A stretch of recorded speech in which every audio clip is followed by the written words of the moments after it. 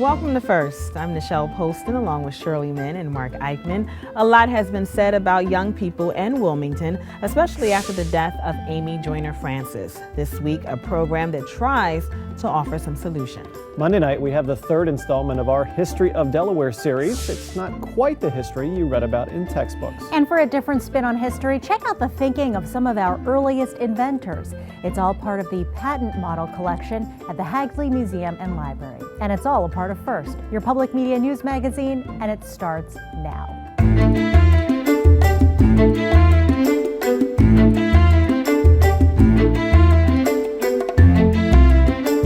There were some major developments in the death of Amy Joyner Francis this week. One student was charged directly in her death, two others indirectly.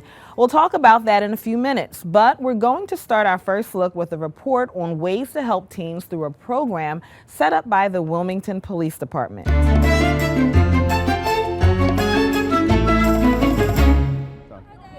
Don't we all need breaks?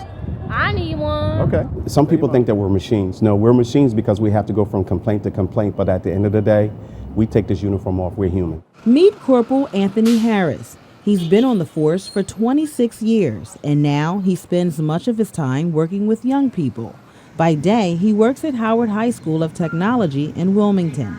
The kids have an opportunity to see a real police officer's emotions and how we feel about different situations that we encounter every day. Henceforth, it really shows them that we really care about people. Have a good one. This year, Harris is leading the second annual Youth Police Academy. The goal of the program is to prevent such incidents like the deadly school fight that led to the death of Amy Joyner Francis. 3 students now face charges related to her death. The incident, however, serves as an example of why the academy is necessary. The reason it's important to have is because sometimes the behavior issues carries over into adulthood. The Wilmington Police decided to create the academy, which is open to students throughout Newcastle County. Participants will get up close and personal with officers, from learning how criminal investigations are conducted to team building exercises. The other portion of it is when I talk to kids about their social environment, pick and choose their social environment. Because some of the kids don't understand that you can't adapt to any environment. You have to know your friends. You have to know the background of your friends, because ultimately your life can change as a result of your friend selection. Dedicated to his job and developing healthy relationships with young people, Harris also implemented a special program called Silence Breeds Violence. We teach them that the police department are just a tool for you. We don't own your neighborhoods. We don't manage your neighborhoods. We're a tool to you. So when you call us, how you deal with us and how you talk to the police about the crime that's creeping in your neighborhood helps us resolve and keep the element out of your community. According to Harris, last year's academy was a success, attracting slightly over 24 students. I tell you what, the mentality of our kids and their thought process towards police officers once they finished the academy was just phenomenal. It was phenomenal. They were very willing to get involved with police activities. They're excited about becoming a part of ride-alongs. I mean, you name it, the kids were more than willing to get involved. In the meantime, program leaders talk about ethics and policing. They also bring in experts from various divisions and create different scenarios for students. The experience of a police officer is compared to no other profession in this world. And the reason why is because we're involved in so many different people from so many different walks of life, from so many economic levels, from so many racial backgrounds, it's just phenomenal on what we have to deal with, and we deal with good and bad. And sometimes it puts us in a position to think or to be thankful as far as who we are and the morals and values that we have. The Youth Academy is a 2-week program. Classes will be held daily for about 5 hours. It begins June 20th. What's the age group that this Youth Academy is targeting?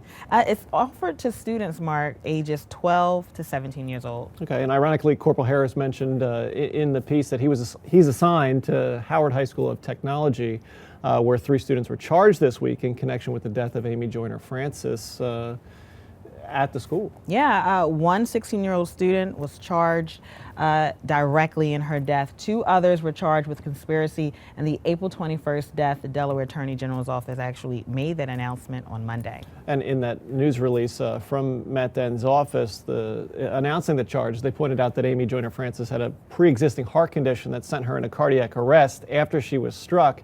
Michelle, we were both assigned to be at the school that day to take part in the second Wilmington mayoral debate. Yes, I remember that day. That debate was supposed to focus on Wilmington's violent situation. The News Journal and WHYY have just announced a May 26th date as the new date for the debate, and this time it will be at the Grand. Every announced Democrat will be there except for one. And according to emails going back and forth between Mayor Dennis Williams' office, Mayor Williams will not be attending. A spokesman for his campaign has said he had a previous family engagement. The third debate in this series is scheduled for June 14th.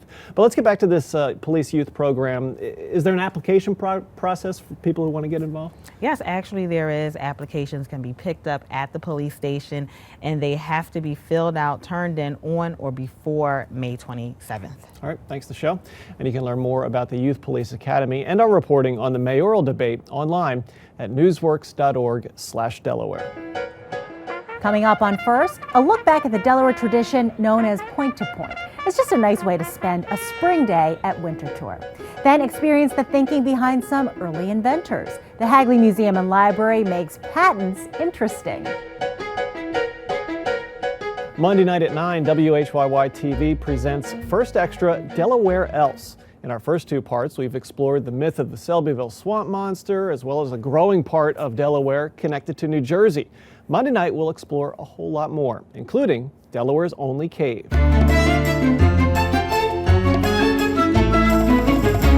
It's another type of stone that gets this crew up and at 'em on a cloudy Saturday morning. The Commander Cody Caving Club is celebrating its 40th anniversary this year. So just a few years younger than Beaver Valley Cave in Newcastle County, which the club is headed out today to explore. The rocks that cave is formed in is Precambrian Wissahickon schist. It's 570 million years old and older.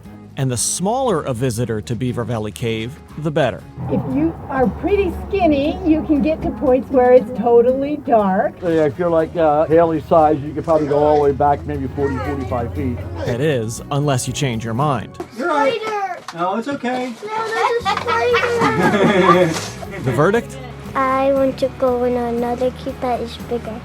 In which case, Haley, you'll need to cross state lines. Beaver Valley Cave is Delaware's only cave, and just barely. It's only like about 100 feet from the state line. For years, this tectonic formation was overlooked, and Delaware was believed to be the only American state without a cave. We're also supposed to be the only state without any indigenous poisonous snakes, which I think is way cool. But not having a cave, not so cool. Jerry Forney played in Beaver Valley Cave as a boy, then played a role in getting it nationally recognized. He's pretty much a rock star on the Delaware caving scene. Who? Jerry Forney? Yeah. Oh my God. Welcome to Beaver Valley Run And he Cave. just so happened to be driving by. This cave helped form my interest for my entire life. There's a book called Speleo Digest that's published, and I wrote an article that is in that book in 1963 or 1964. And then much later, my friend Jack Spees wrote a little book about the cave using my information. With young Jerry's help, Delaware's cave, however tiny, finally got its due. In turn, the cave helped Jerry uncover his passion. Because of this cave and because of cave exploring, I went on to become a geologist. Things that little kids do, a love for nature, a love for outdoors might stay with them forever. From Delaware's cave, tiny as it may be, to Cape Henlopen, where shifting sands are remaking the state's border, Delaware Else explores lots of Delaware's history and culture in a really fun way, and you can see it all Monday night, May 16th at 9 p.m. right here on WHYY. Now, this is our third Delaware special. Previously, now we've seen the Selbyville swamp monster brought to life and Delaware's obsession with high-priced, low-digit license plates. So, Mark, what else is cooking in this third edition? What else is cooking? Muskrat is cooking as as a matter of fact. We visit the only restaurant in the state still serving this Delaware delicacy. We also meet some Delawareans who are longtime fans of eating muskrat. They even convinced me to give it a try, but you'll have to wait until Monday night at 9 to see how that turned out. We also explore some lesser-known Delawareans who accomplished big things, like Dover's Annie Jump Cannon, who made huge contributions to the field of astronomy. We'll also meet, how's this for a name, Peter Cornelius Plockhoy, who once tried to establish a free love community in Lewis. Or how about a more than 200-year-old tree, which is outside of a home that once played host to General George Washington's Revolutionary War Council. We visit that as well. Lots of information, lots of fun. It's Delaware Else. We're really looking forward to it. Thank you so much, Mark. And remember, Delaware Else airs Monday, May 16th at 9 p.m. right here on WHYY. If that last segment was all about the things you didn't know about the first state, in this next story, you'll see things you do know. Point to Point is a great Delaware tradition that has been going strong for 38 years. Held on the grounds of Winterthur, it is a connection to Delaware's past. Photojournalist Paul Parmalee shows us.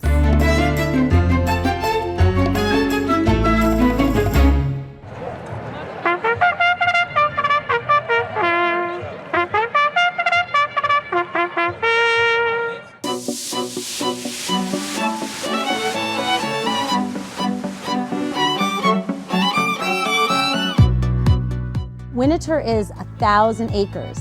Point to Point is our largest annual fundraiser, and it could be called Delaware Derby because it runs the day after the Kentucky Derby.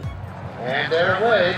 The Point to Point goes back to England in the 18th century. Gentlemen would race their horses from point to point or from steeple to steeple. That was the origination. What we do here is timber racing, which is a subset of steeplechase racing, where we race the horses over hard timber fences. Running down at a stationary object at 35 miles an hour on the back of an animal, it's exhilarating. There's no rush like it. I've skied, mountain biked, done almost every extreme sport you can think of, and this tops it all.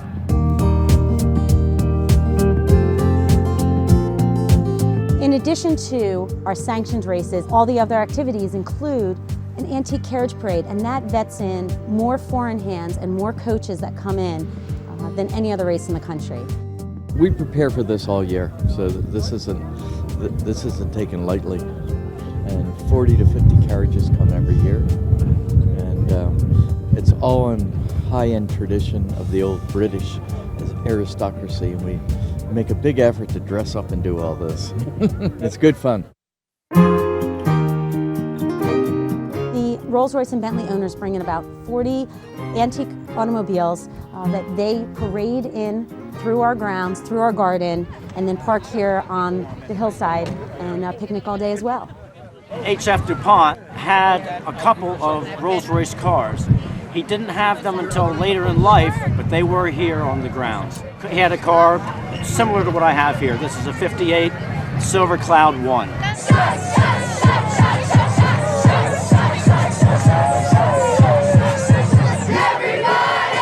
This is like our 8th year coming to Winterthur. It's about walking around, enjoying time with your friends. Of course, the ladies like to get dolled up, and wearing our pretty hats, which we wait to wear all year. Everyone has had a great time. It's been a perfect day. The races have been exciting. We've enjoyed all of it. It's a tradition. We've been coming here for 10 years now. It's the best place to be. Dressed up, come nice, you won't be disappointed. There's something for everyone. It's a beautiful day in the country. It's a beautiful day to come out and see Winterthur, to see the horses, just to be with family and friends. And just best day in Delaware. This event is always held the day after the Kentucky Derby, but with this tradition, you can go to the rolling hills of the H.F. DuPont estate. If you look on the Winterthur website, they've already listed Sunday, May 7th, 2017 as the 39th anniversary for Point to Point. What's cooking in Delaware? Folks from all over the place. Come and get that rat. How did Delaware's king of beer end up broke? You gotta like a guy who's got a sword in one hand and a beer in the other. What's just beyond this huge steel door? There are millions of dollars of precious paintings somewhere in Delaware. And which superhero calls the first state home? Find the answers on Delaware Else, a quirky look at the state of Delaware, Monday, May 16th at 9 on WHYY. From 1790 to around 1880, inventors from all walks of life were required by the U.S. government to submit detailed working models of their ideas. Since 1961, Hagley Museum and Library has been collecting these patent models. They recently got a huge new collection and are ready to start showing them off. And First Experience visited Hagley to see these beautiful patent models firsthand.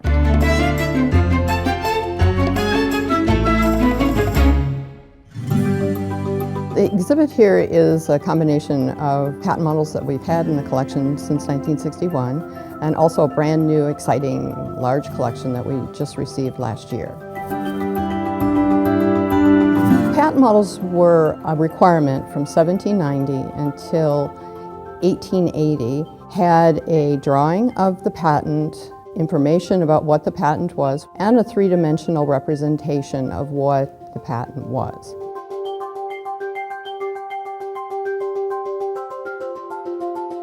All of these are United States patent models. They're one of a kind. In the early years, the President of the United States signed off, and we do have 2 patent documents signed by George Washington. We have just under 5,000 right now. Actually, the number is 4,971. We always like to keep our numbers going. The collection that we had represented inventors from 33 states, 10 countries. They started in 1790. They officially stopped requiring them in 1870.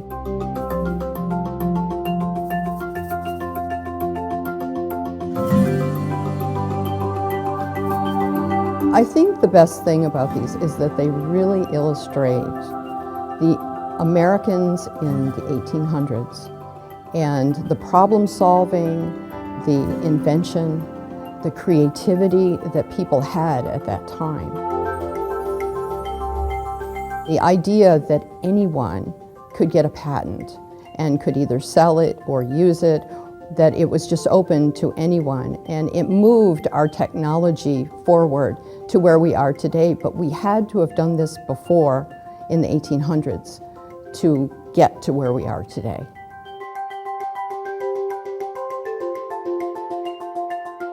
I want people to realize that anything can be patented. If you had an idea to make something better, that you could patent it and you could own that for a certain period of time. And I think that's a great lesson for us, that invention is still going on today and it will be tomorrow. But to just be able to see the historical roots of that, I think is a really great thing for people.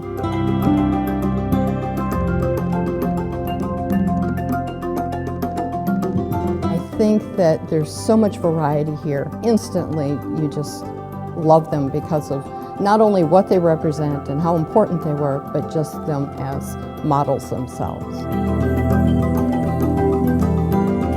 Some of them are just absolutely gorgeous. The machining, the beauty, the sculptural nature of them are just incredible. I just love them, and I think that they're just wonderful small works of art. The first patent law was in 1790, and only 1% of the patents submitted in the 19th century were from women. Now, the folks at Hagley have about 900 boxes of models that need to be photographed and cataloged before they can even be accessed online or seen on display. The goal is to use them in various exhibits in the future.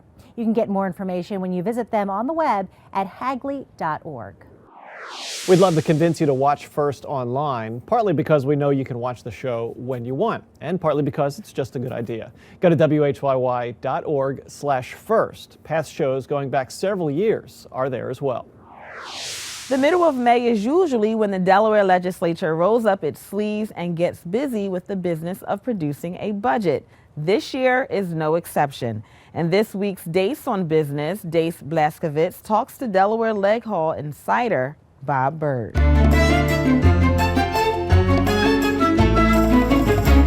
Welcome back, Bob Bird. Thank you. Nice to be here.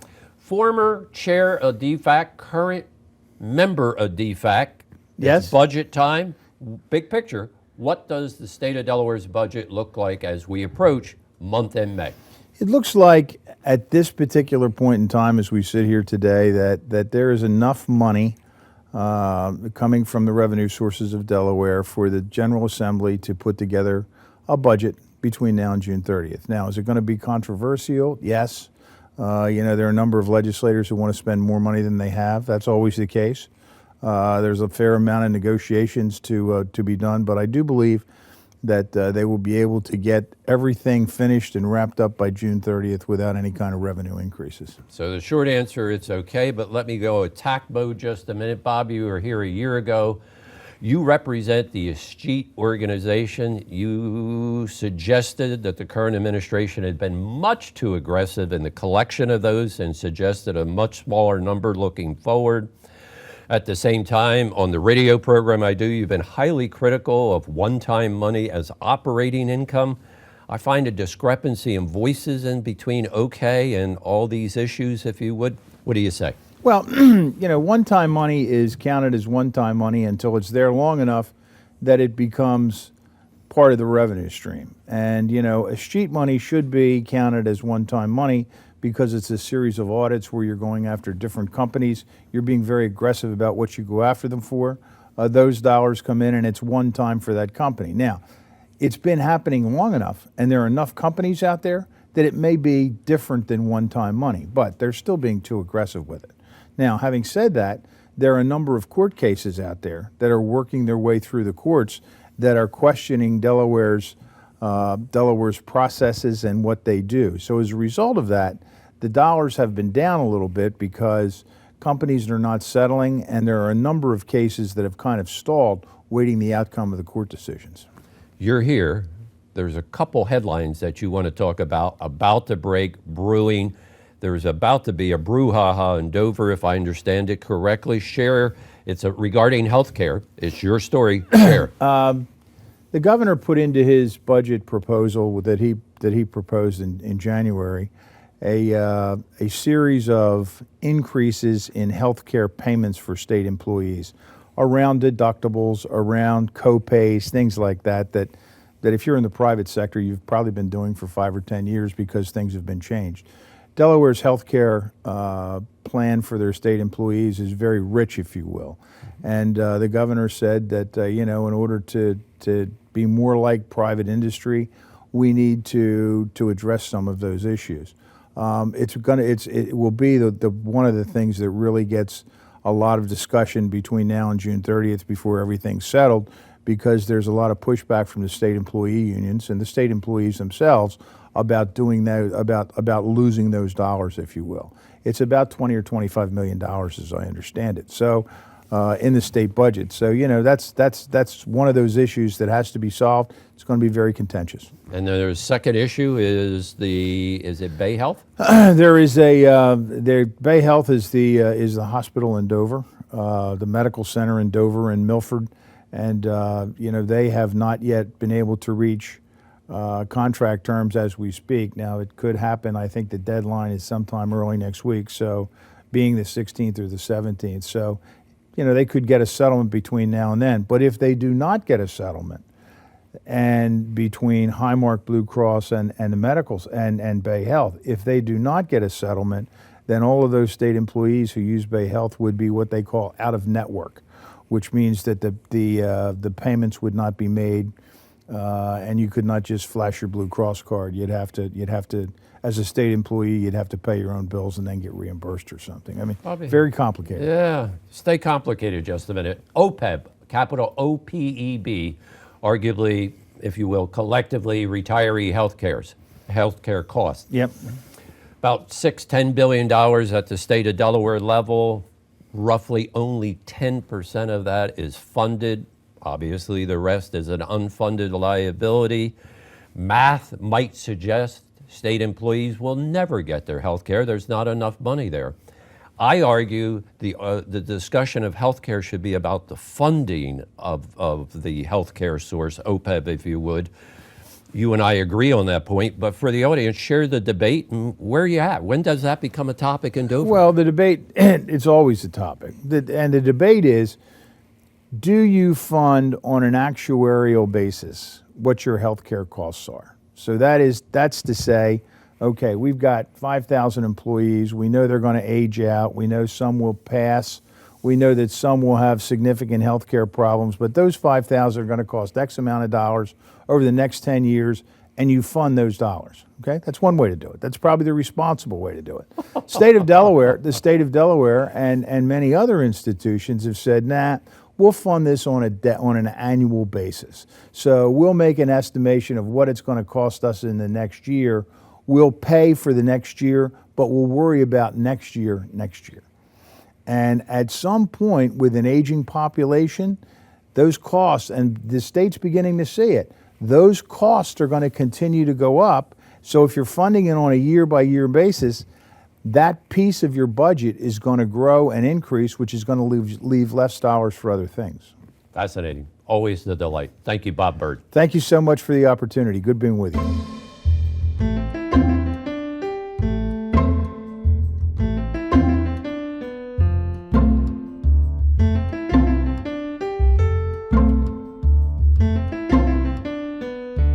One note about Dace and this interview. Dace Blaskovitz has been in the financial services field for nearly 40 years and a longtime contributor to WHYY. Also, in the interest of full disclosure, he has recently taken a paid part-time assignment with the Caesar Rodney Institute as a consultant. We were also going to have a visit from Rob Torno this month, but he had a conflict with our first record session. He does have a cartoon up on newsworks.org/Delaware. Right, and he seems to be suggesting that the world's gone mad. Mike Castle seemingly endorsing Donald Trump, while Christine O'Donnell not really sure what's going on. And while we're trying to make sense of the world of politics, we have this sports cartoon from Rob. I'm sure he's going to have a lot to say over the summer about the Eagles and Sam Bradford. Won't we all? And speaking of sports, we have a Teach Me segment next week on what it's like to be a groundskeeper at Frawley Stadium.